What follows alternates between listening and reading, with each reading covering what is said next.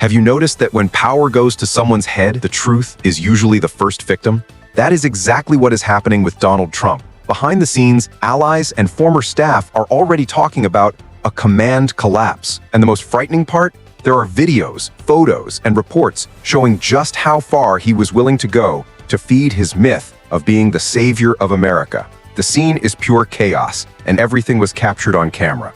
In recent days, recordings have surfaced showing ICE operations, the immigration police, acting with extreme brutality in American communities, supposedly to maintain order. In Chicago, a local market was raided as if it were a war zone. Families, ordinary people, even children were caught in the middle. Which should have been protection, turned into terror. Witnesses claim that Trump gave the green light for these operations, turning citizens into targets.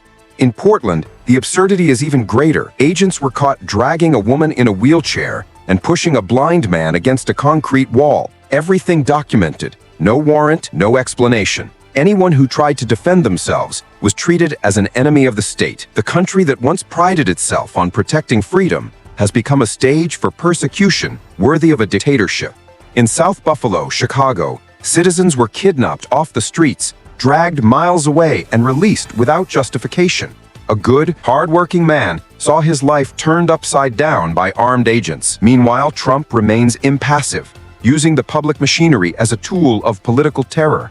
Hostage to his own lies, the narrative of law and order collapsed in the face of the images circulating across the country, exposing how far reality is from the story he sold to voters.